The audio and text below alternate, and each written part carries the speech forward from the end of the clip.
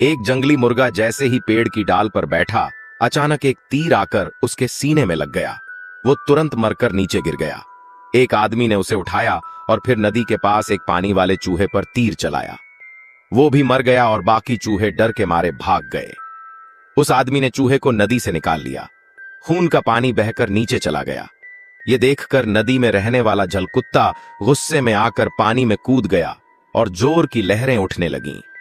जंगल में अचानक तेज हवा चलने लगी और शिकारी का शिकार करने का प्लान बिगड़ गया। फिर भी वो आगे बढ़ा। उसे उम्मीद थी कि कोई और जानवर मिल जाएगा। तभी उसे बहुत सारी मधुमक्खियां दिखीं।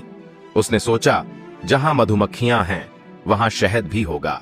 वो उनके पीछे पीछे चला और एक पुराने बड़े पेड़ के पास पहुंचा जहां बहुत सारी मधुमक्खियां थीं। शिकारी ने अपना हथियार नीचे रखा, पेड़ पर निशान बनाया, रस्सी को डाल पर फेंका और उससे चढ़ना शुरू कर दिया।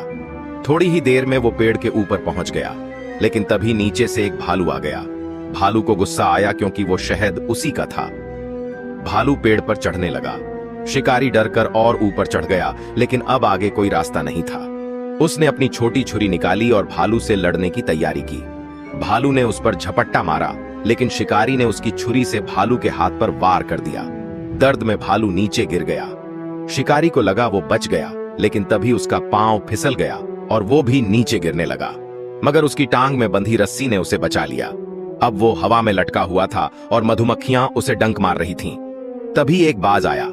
शिकारी ने उससे रस्सी काटने की विनती की, लेकिन बाज इंसानों पर भरोसा नहीं करता था। वो उड़ गया। शाम हो गई। शिकारी अब भी पेड़ से लटका था।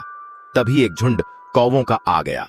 वो उसे नोचने की कोशिश करने लगे, लेकिन डर भी रहे थे क्योंकि वो अभी जिंदा था। तभी नदी के पास बैठा जलकुत्ता कौवों की आवाज सुनकर वहां आ गया। उसने कौवों को भगा दिया। शिकारी ने आंखें खोलीं और जलकुत्ते से मदद मांगी। जलकुत्ते को लगा शिकारी सच बोल रहा है, तो उसने पेड़ पर चढ़कर अपने दांतों से रस्सी काट दी। शिकारी नीचे गिरा और बच गया। उसी वक्त उसे समझ आया कि हर जानवर की जान की कीमत होती है। उस दिन के बाद उसने कभी शिकार नहीं किया।